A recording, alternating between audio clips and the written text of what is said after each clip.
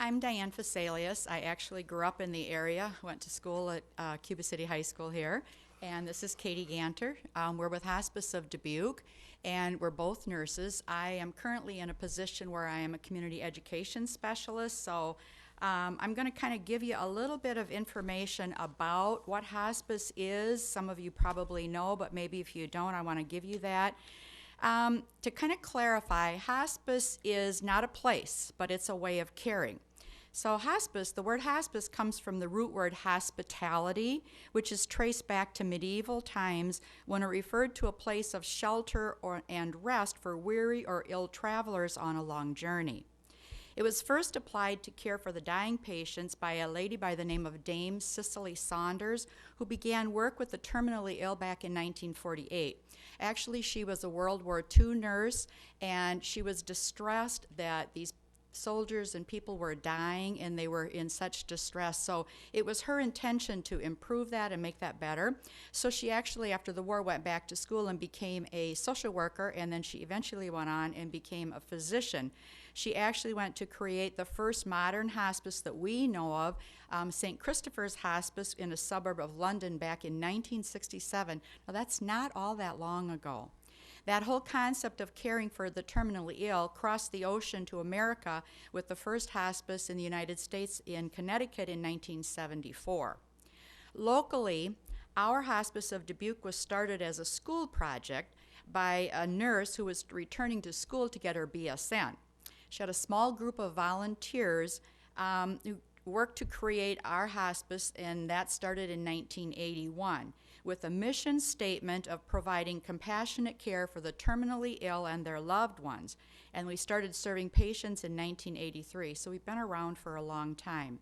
32 years or better. And we like to think that we're family, neighbors, and friends, taking care of family, neighbors, and friends. We are a not-for-profit organization, which means that we have no stockholders, no shareholders who are looking for a bottom line profit at the end of the day. Everything that we receive from the Medicare or insurance reimbursement, donations, fundraising, generous gifts, all goes back into the agency's efforts to provide the best quality of care for people in their last days of life. It wasn't until 1986 that hospice, or that the Medicare hospice benefit was made permanent by Congress, and then most insurances have followed suit and have added that hospice benefit. So what does that mean? To be eligible for a hospice benefit financially through insurance or Medicare, a person must qualify for the benefit. So let me explain. If it appears that someone's medical condition might warrant hospice care, there needs to be a specific diagnosis. Now that can be cancer, it can be end-stage heart disease, end-stage lung disease, ALS, Lou Gehrig's disease, Alzheimer's, any neurological disease. There are a lot of things out there that could be considered. But that specific diagnosis becomes the diagnosis for which the person is admitted to our program. And there are specific guidelines that are reviewed to make sure the person's condition or illness or disease, if it were to follow the normal trajectory of decline, we would anticipate end of life within 6 months. That's the little caveat. It's that 6 months. But that means also, if you accept hospice care, you're not seeking curative or aggressive treatment.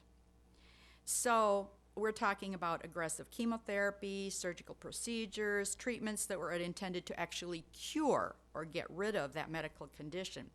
So someone who is seeking aggressive treatment or a cure probably wouldn't be appropriate for hospice. We can't always cure what's going on with our body, but we can do much to provide comfort and symptom management. Once someone is admitted to the program, we review that criteria periodically. Initially, we look at that criteria that said, yes, they qualify in 90 days, in 3 months. Then we look at it again in another 90 days, in 3 months. That's your 6 months. But after that, if we still see that the person is continuing to show change or that decline is still showing, we look at it every 60 days and we can still qualify people for our program. I've actually had a patient in our program who was in our program for 2 years. We've had people in our program for 18 months. So as long as we can continue to show some change in their status, some change in or decline in the trajectory of their illness or the disease, whatever that is, we can continue to provide care for them under the hospice benefit. Now, I actually had a patient who was in our program. He was actually graduated out of our program twice, and he came in for the third time before he actually came to end of life. So as we look at that criteria every 60 days after that initial 6 months, if that person eventually is looking better, doing better, and feeling better, and they don't qualify, we graduate them out of the program. So nobody's ever really stuck in our program, especially if they choose, let's say somebody comes into the program with a diagnosis, maybe it's cancer, and they decide they want to seek aggressive treatment. They're not stuck with us. They can revoke and go on and pursue whatever treatment they want, and if things change and they decide, you know what, that didn't work, they still are able to come back to our service. So there's no limit to the number of times people can be in our program. We kind of don't like people flopping in and out, but typically that doesn't happen. So like I said, we do graduate people out of our program, and it's very common when someone does graduate out of our program, they don't want to leave because they really like the services and the benefits that we provide. So it's really kind of a catch-22 for them. When someone is admitted to hospice, their insurance, Medicare hospice benefit, entitles them to coverage for all services, care, medications, supplies, and everything that pertains to that specific diagnosis for which we admitted them. So hospice gets paid a per diem monetary fee daily, and that covers all the services, all the medications, all the equipment, all of the things that we do for those people related to that admitting diagnosis.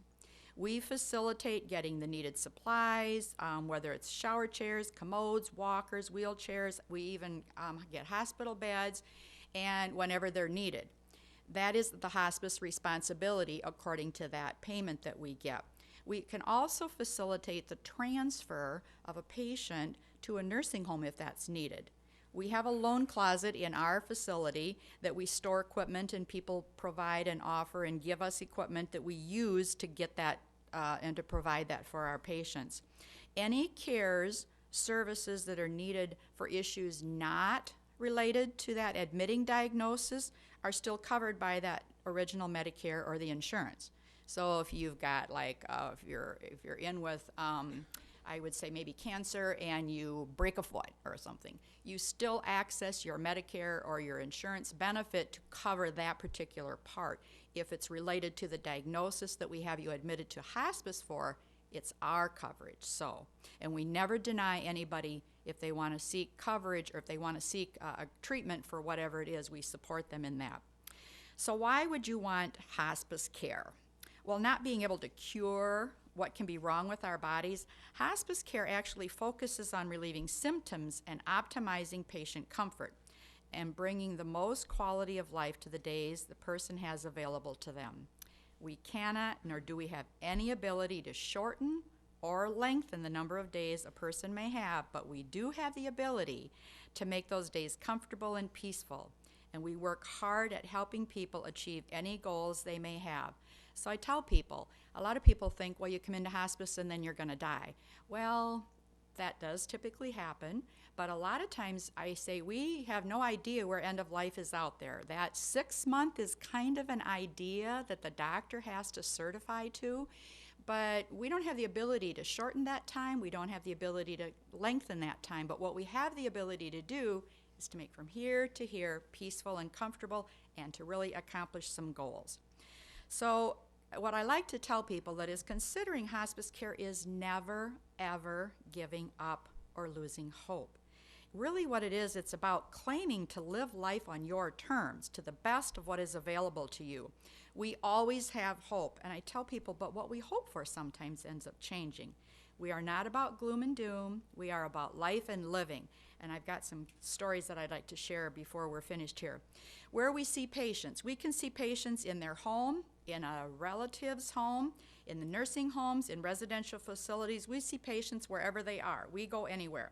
Typically, we visit twice a week, but the frequency can increase or decrease depending on upon the patient's needs or desires. Well, sometimes we get a patient into the program and it's like they don't want to see us, so we only go once a week. Or maybe they'll say, well, we'll check in with you by phone. Well, they're okay with that. But if someone really actually is having concerns or they're having symptoms, we're in there every day if we need to be, and we can be in there a couple times a day. We are in there to make sure that they're comfortable and they're taken care of. We're also there to provide support for the loved one, and we help them, especially family members, know how to care for their family member. You know, a lot of people, we're nurses, we kind of know what that's all about, but a lot of people don't, and they, like the gentleman you talked about that really wanted to go home. That's a beautiful thing, but not everybody is comfortable taking care of a loved one, so we're in there helping them understand, okay, this is what you do, this is how you do it.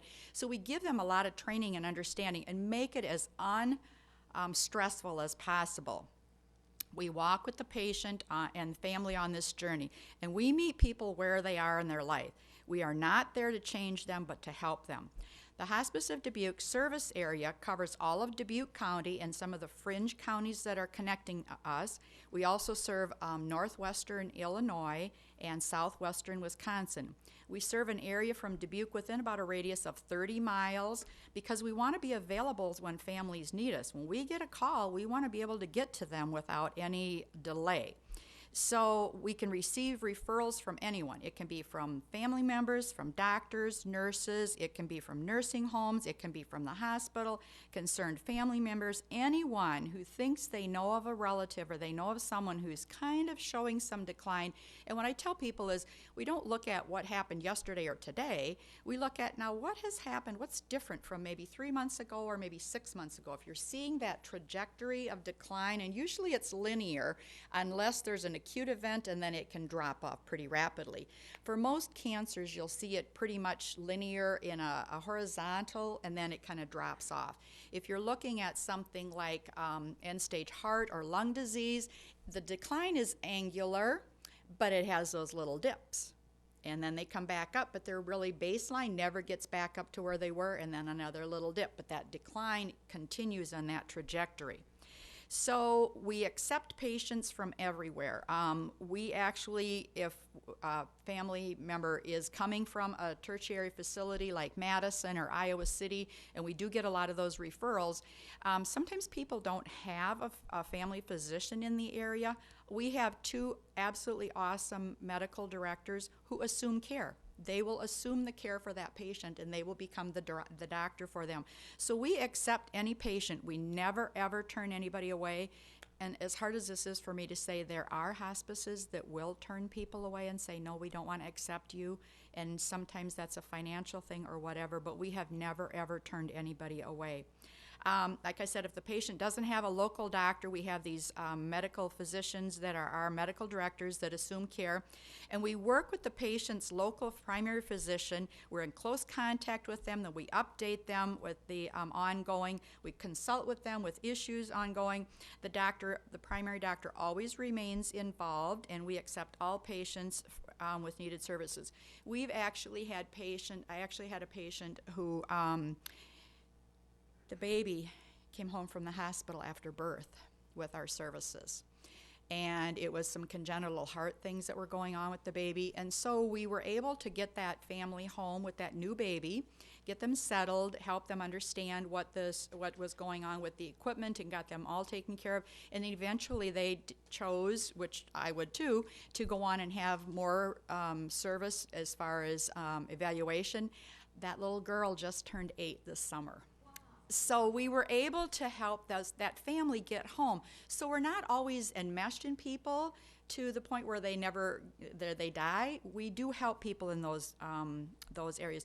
We also get children Our hospice has taken care of children, and we actually had a referral or a request from an outer-lying facility like another county because their particular hospice locally did not take care of children, but we've taken care of a number of children. So we have a lot of expertise, and a lot of that is because we've been around so long. So typically what happens when the person comes into the program, we develop a plan of care, and the patient and the family are always primary and in control of that plan of care.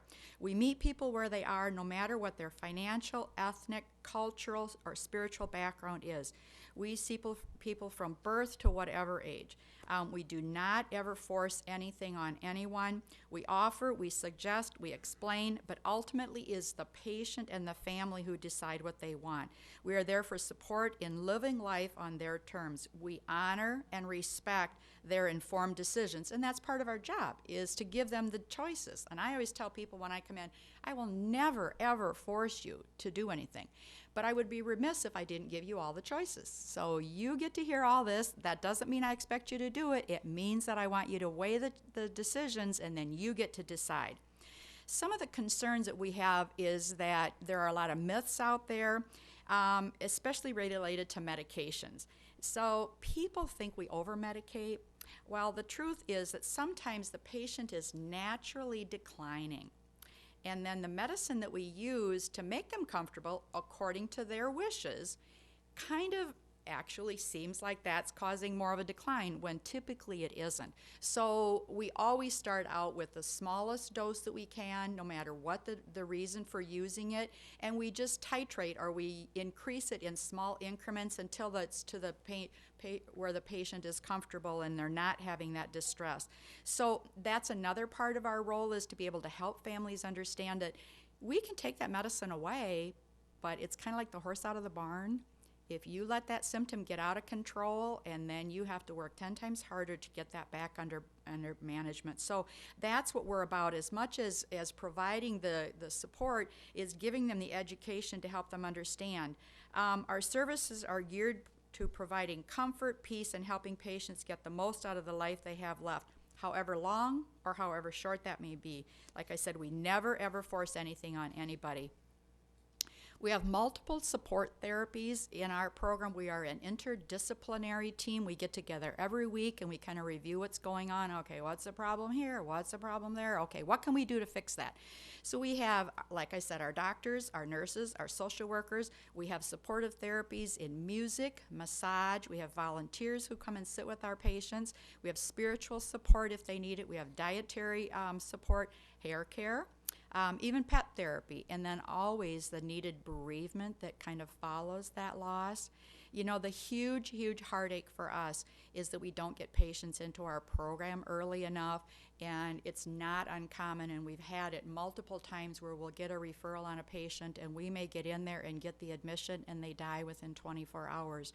Or within a couple of weeks or even days. That is a huge heartache, because there are statistics that prove that the more we can support and help people prior to that end of life, and if family members who are left are able to realize that yes, they did everything they could, their sense of loss and their grief in that bereavement phase is much less intense. So it's that pre-help that we're about. Like I said, we're not about gloom and doom. We're not about giving up. We're about providing the most comfort and quality of life for people who are facing the last days of their lives on their terms. We are about life, and we are about living. And we don't want people to be afraid of us. We want people to think that, and this is what I tell people. I do a lot of speaking for our service. I'm actually the community education specialist, and so I get out and I love talking to people and helping them understand that we want to help you make the best decisions. But you know, there's great wisdom in planning ahead, and a lot of people don't think about that. We plan for births, we plan for birthday parties, we plan for weddings, we plan for retirement, we plan for all this stuff. What about this? It's kind of like what you were talking about, you know, planning for, I don't want somebody else making these decisions for me. I want to make my decisions. I always say, you know, give me my choices and I'll decide. So that's what we are about, is trying to help people understand that you do have choices, and sometimes not choosing to pursue something aggressive that's going to make your life more challenging or difficult might be the better option. But it's your choice, and that's what we are about. we're just a phone call away. We are easy to talk to, and it's just because you call doesn't mean that you're stuck with us.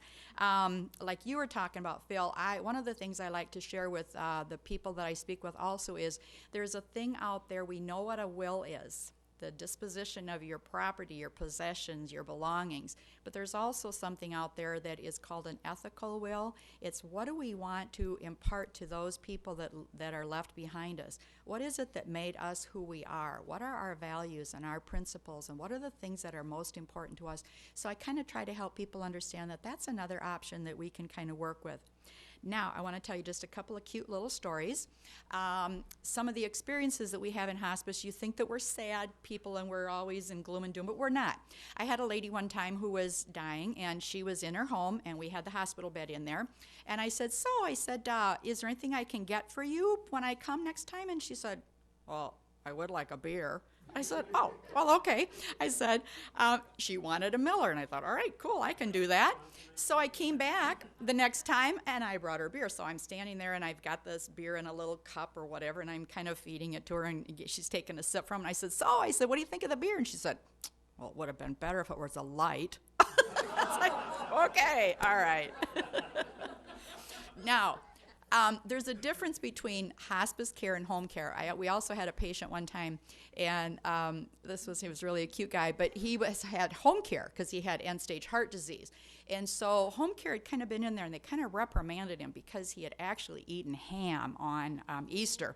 Well, with heart disease, you hold all this fluid and stuff. So we got in there, and I said, okay. And he wanted his, I don't know, I think he had a highball or something. So I got in there, and I said, okay, so just so you know, I said, I want you to know that you can have anything to eat and anything to drink that you want. He looked at me, and he said, what'd you say? And I said, well, you can have anything to eat and anything to drink that you want. And he looked at his family and said, did you hear that? Well, this poor guy maybe had 1 or 2 pieces of bacon a week. I mean, it was really cute. I said, we're not here to take things from you. We're here to bring things to you. So along with this guy he's one of my best stories. He had a tube in his side that we had to drain because of all the congestion and stuff. And so his daughter was a good friend of mine, and she was there, and she said, well, Dad, maybe you want to lay down, on the bed the first time we drain. I said, well, it doesn't matter to me. We can do it anywhere. And so she said, well, let's just try it. So he went in and he laid on the bed. So she crawls in the bed because she's beside him. I'm in the bed because I'm doing the procedure. His cardiac nurse was kind of hanging on the bed beside him, and he looked around and he said, I don't think I can ever remember being in bed with 3 women. And then what was really cute was I said to him, okay, if you're going to tell people about this, I said, you make sure you tell them that all 3 of them women had smiles on their faces. So, we try to bring life and humor to people because that's kind of hard when people are in that setting. This particular gentleman with home care, he would have had to stay home. He would not have been able to get out. But with us, we tried to get him out. So we were able to get him oxygen. We actually got him out to a family wedding. We actually got him to a surprise birthday party for one of his sons.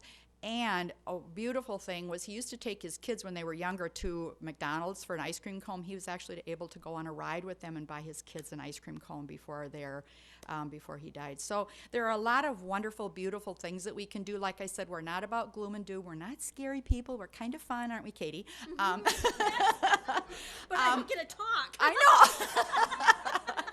I got a couple stories.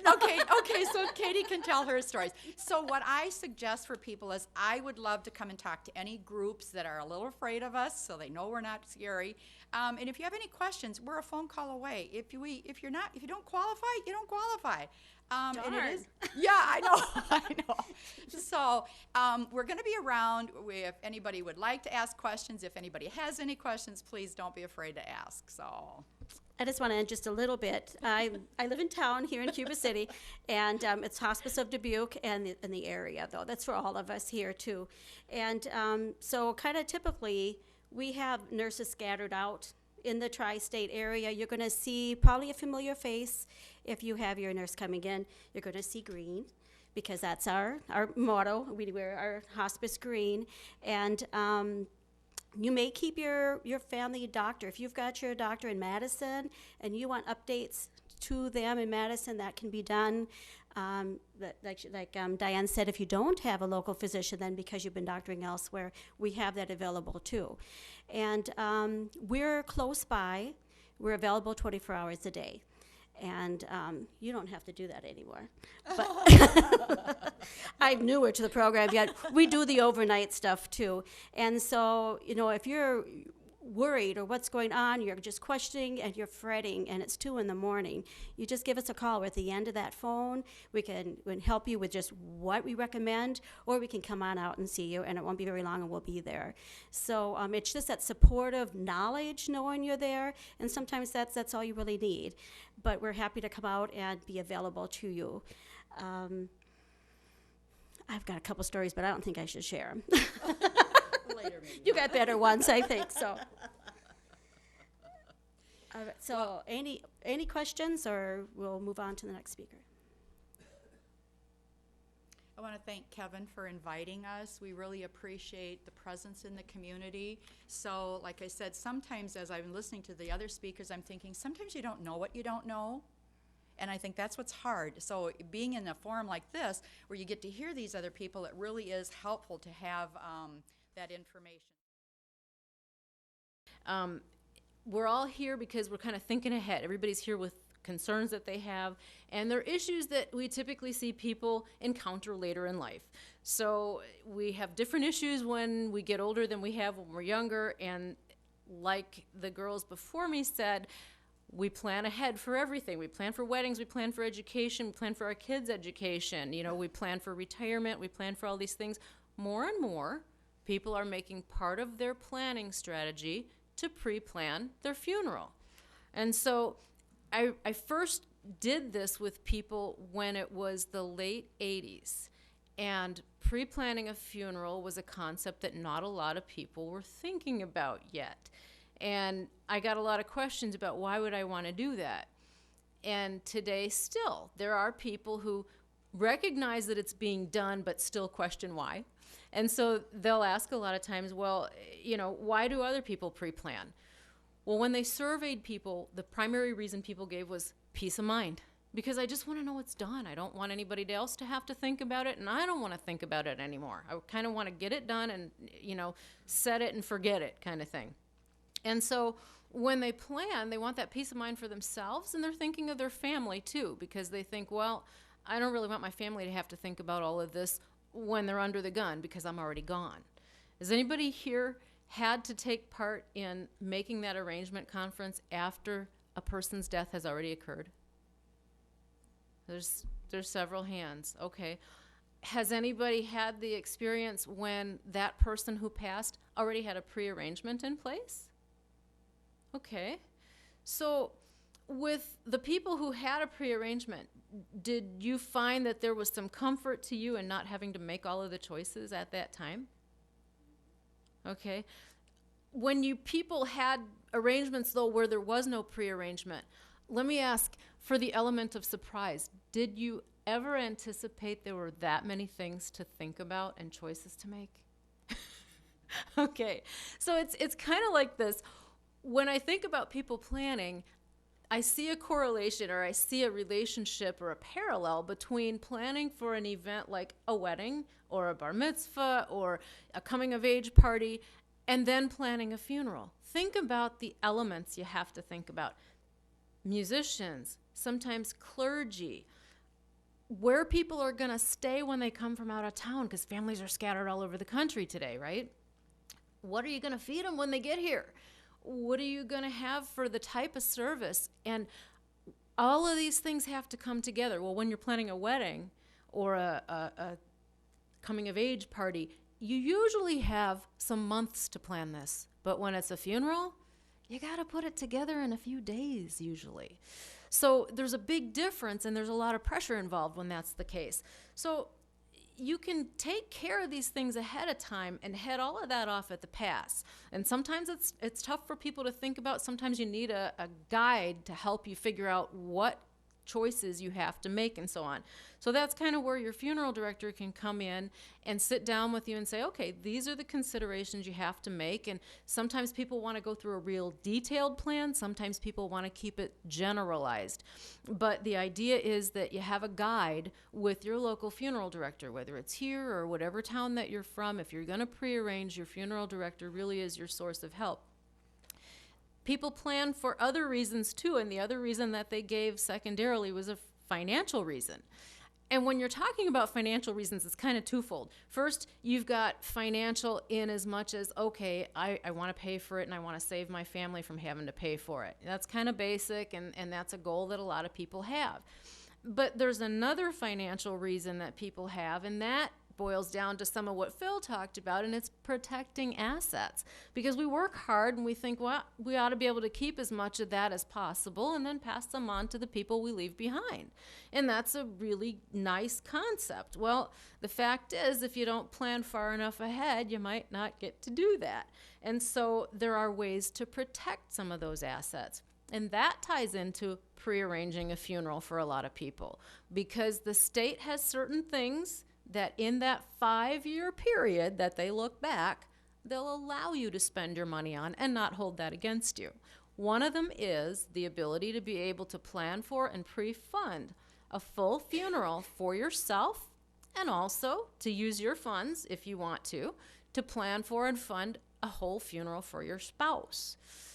So if you decide to pre-arrange, it feels great to just get the burden off your back and know that the plan is in place. And somebody just has to make a phone call and say, hey, Kevin, I need this plan put in motion. I'm sorry, but I lost my mother, but she has everything prearranged, and I know you know the plan, so help me know what to do here.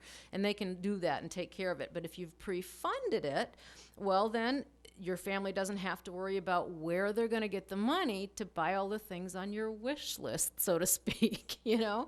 And so if you decide to pre-fund, there's a couple of advantages, and one of them is not just sparing the family the financial burden. The other one is practicality. If you've been to an arrangement conference where the person has already died, you're trying to pick out a casket, and you're trying to pick out what type of service, how long is the visitation, do we do it in an evening and then have more services and visitation the next day? How much of this do we want to do? And sometimes families won't always agree about those things. And one family member might say, well, I think we should do it as nice as possible. I think we should go the extra mile. Let's get her the really nice casket. Mom would have liked that. Let's go with the best we can choose.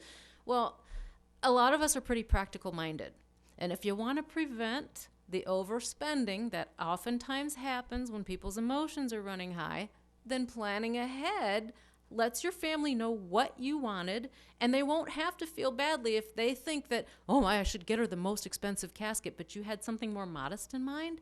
Then they'll be okay with it because, well, Mom picked that. She must have been fine with that. None of us have to feel cheap because we picked the less expensive casket. That's what Mom wanted.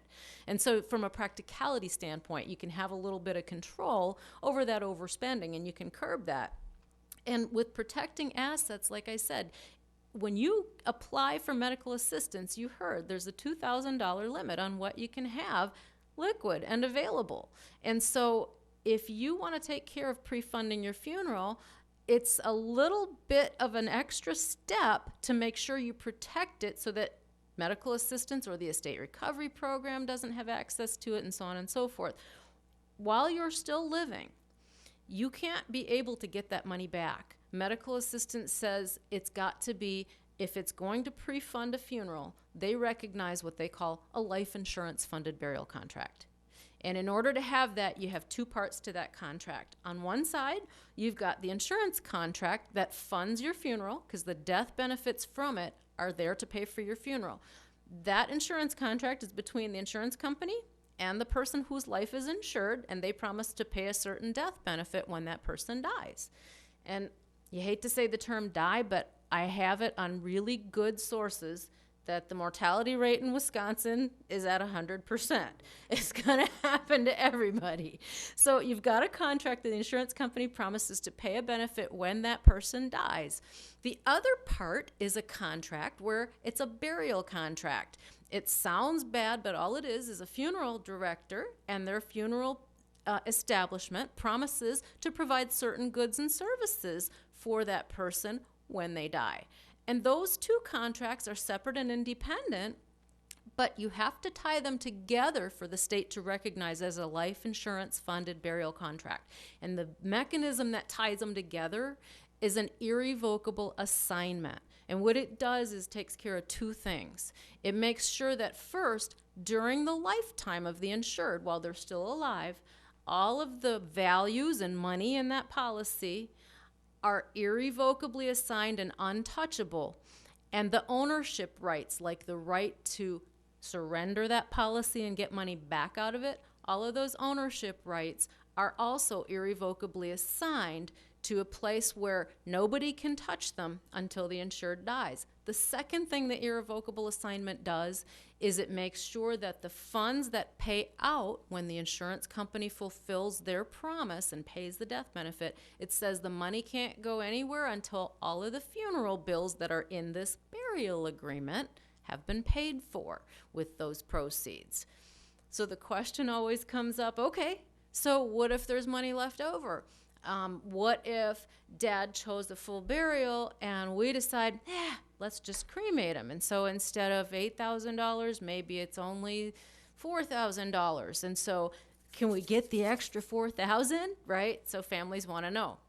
Well, the estate recovery program, which Phil mentioned, is going to be waiting if the person died while receiving medical assistance and they've got bills that the state and the federal government have jointly paid for them on their behalf. So the estate recovery program now, since last August, has full access to those excess proceeds. And by law, the insurance company is obligated to pay those excess funds to the named beneficiary or the estate of the insured. But the estate recovery program can then seek those funds from that beneficiary or from that estate. And so with that being the case, we always encourage people to make sure that you fund your life insurance contract with the money that is as close to the figure that you anticipate your cost to be as possible, and then you avoid that overage. Now, if you don't go on medical assistance, you have no concerns. If you're not on medical assistance, then there is no recovery, and those proceeds that are left over will pay to the beneficiary that you've named on your life insurance policy. The other good news is that at this point, the estate recovery program does not collect those funds from a surviving spouse. So if you want to name your spouse, and husbands and wives usually like to do that, then at least you know that when your spouse survives you, if there's leftover money, they'll be able to keep that money. But when the spouse dies, and if they die on assistance, well, then that situation will come up, and the state will have recourse to those for the estate recovery program. If you decide to pre-fund, you have a couple of options. Of course, there's the bank trust, and the bank is a familiar and tried and true entity that we're all familiar with. You put the money in the bank, it earns a little bit of interest. I guess that it's littler than it's been in a really long time at this point. But we know how it works, and we know the money's there, and we know that since the savings and loan took that big fall, they've made some rules that keeps everybody's money pretty safe. So it's an option. There are certain restrictions if you're going with medical assistance and you're doing this to make sure that you protect those funds. Then the bank funding rule for setting up a funeral trust is that you can only fund up to $4,500 on service items now. The other rule says that things like cash advance items, which people go, what are cash advance items? If I'm planning a funeral, what are those? They're the kind of things the funeral director may advance on behalf of your services that are typically associated with the funeral, but they're not costs that the funeral director actually, for things that he actually provides. Things like your flowers, your luncheon, the stipend for the clergyman, those types of things. They're typically things that a funeral director might pay on your family's behalf so that your family has the convenience of just making out one check for the funeral bill when everything's over. Those are items that you are not allowed, if you're dealing with medical assistance, not allowed to pre-fund on your bank trust. And so you can pre-fund for certain things, but there are limits and there are criteria on how you can allocate your dollars. On the other hand, if you choose to use insurance, those restrictions are lifted. If I'm going to pre-fund and I'm going to use insurance to pre-fund my funeral, I can pre-fund my cash advance items, and I don't have a limit on how much I can fund for services. So those restrictions are removed. And then the other advantage, if I were going to use insurance that I can't get at the bank, is that based on my age, and again, with regard to life expectancy remaining, I'm going to get an initial increase. The state says if you're going to use insurance, we'll allow that, but the policy has to have a growing death benefit. Well, the first way that they accomplish the death benefit growing is based on my age. They take my money that I'm putting into my policy and they multiply by a factor that pertains to how many years they expect me to live based on my current age. And I'm going to get an initial increase. So for an example, a person between 60 and 65 would have their money multiplied by a factor that's like 1.1457. So essentially what happens is my 10,000, and I'm using 10,000 because I'm really bad at math. I have 2 college degrees, neither one are in math, okay? If I take 10,000, I can move a decimal point and figure out the numbers pretty easily. So I would multiply, if I were between 60 and 65, by this 1.11457. And essentially my 10,000 turns into 11,145.70 or something like that. And so once on a single premium policy I live 6 months, that becomes the death benefit. So instead of paying $10,000, which I put in on my death, the insurance company would pay that $11,000 and some odd figure. That's part of the requirement that the state says it's got to be a growing death benefit. So they give me an initial increase, which I wouldn't get if I took the same $10,000 and put it in the bank. It would take me a lot longer to accrue that much money extra. And so then the other thing is, with insurance, there's an annual growth rate added on, which happens to be better than the bank. Our current rate for our policies like this right now is 1.5%. So in addition to that initial increase, I'm going to get an annual amount of growth added onto my policy's death benefit every year going forward. So this keeps up with the state's criteria that it's got to have a growing death benefit. And part of the reason is, boy, if I set this up today, I don't want to use it tomorrow. I anticipate it's going to be a lot of years before I use it. And so the longer I live, the more I expect that prices are going to do what they always do. They're going to go up. And I need my buying power to still be able to purchase the goods and services I picked out. So that's the primary objective. The state said, okay, you can use insurance, but if we're going to let you do this and we're going to make it an allowable expenditure and not hold it against you when you want to qualify for medical assistance, these are the criteria. So sometimes rules are a pain in our side, but in this case, it's working in our favor. There's another rule, and people always ask me this too at seminars, is what happens if I pre-plan here and then my kids in Arizona wind up moving me out there to be with them if I get sick and I can't take care of myself anymore, and then I wind up dying there? Well, the rule says it's portable.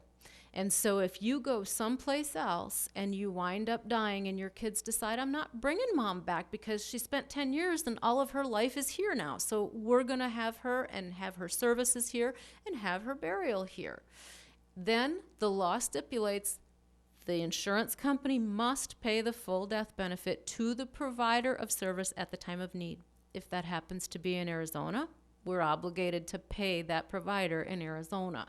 The only thing that you might encounter is that if that facility has a different charge, they can't do anything about that. But the full death benefit that has accrued with the growth and all of those things will have to be paid to that provider. So it goes with you. So that's one of the advantages that you have, and you can have the peace of mind of knowing it's prearranged. Your plan will follow you. They'll know what to do there because the plan will come from your funeral director here and it'll go there. And then you'll know that the death benefit is going to follow you and pay for that as well. So if people have it in their mind they want to pre-fund, but they can't pay it all with that single premium. Not everybody's got a lump of money sitting around that they need to do something with. But a lot of people still want to make sure that they do take some financial steps in advance to try and see that the costs are covered. Well, with insurance, you've got the option to fund over time. You can pay with our company, which Kevin has available for you. There are plans that pay out over 3, 5, 7, or 10 years. So based on the amount that your goods and service selections add up to, that will determine what your payment would be, and you can do it monthly, quarterly, annually, or semi-annually. On the other hand, if you can't commit to a payment amount, but you want to start funding and you would like it to accrue a little better rate than the bank, we have an annuity product that has a flexible premium. And so with that, you can put in whatever you have, whenever you have it. You're not committed to a schedule. You're not committed to a dollar amount. But you will earn the same current rate of growth, which is right now at 1.5%. Still better than most of the banks my funeral directors tell me about throughout the state. So there are options for funding if you have to get rid of money and you're on that spend down for Medicare, but there are options for funding if you don't have it all now and you want to start accumulating it. And so the idea is that you can take care of it, and it does give you that way to exhale afterwards and know that, okay, not only does my family not have to think about it, but neither do I, and it's kind of off of your list of things to do. The thing that people oftentimes don't know about if you're on that spend down is the burial space exclusion. So the state always has these nice names for things, but all a burial space exclusion is it says, if I'm done funding money for my funeral and I'm done funding for my spouse's funeral and I still have money I need to spend, they will allow me, without penalty, to go ahead and fund burial space items for immediate family members. And in your folders, you've got a little excerpt from the Medicaid eligibility handbook. It has a little blue circle at the top of a white sheet. And it tells you who I could fund items for, and it tells you what items I can fund. So when they say burial space items, all you have to think is whatever goes in and around a burial space. Your burial space could be your plot, or it could be a mausoleum space. It covers that. I could fund for those items. It covers the vault. If you're being buried in a casket, most cemeteries require an outer vault to put the casket in so the grounds don't collapse. It covers the vault. I could fund for that. If you're going to be cremated, it covers an urn for you. And then it also will cover a marker. If you're not a veteran and you're not getting one from the U.S., you'll be allowed to pre-fund an item for someone who wouldn't be funded by other sources. And so it covers anything that sits in and around the gravesite. So those are items I could fund for immediate family, which is one up, one down, and sideways. So essentially parents, kids, and siblings, right? And the good news is, if any of those people have spouses, they're eligible for me to fund for as well. So the spouses of all those people. A lot of folks don't realize that. So what I do is I print that little excerpt so you don't have to memorize who the people are or what the items are. But if you're ever faced with that situation and have to spend some money and you want it to be legitimate and the state to allow it without penalizing you or withholding your eligibility, those are some things that you can think about. So I covered a lot of the questions people usually have for me. Do you have any more right now? No? So then I must have done a really good job of explaining everything, right?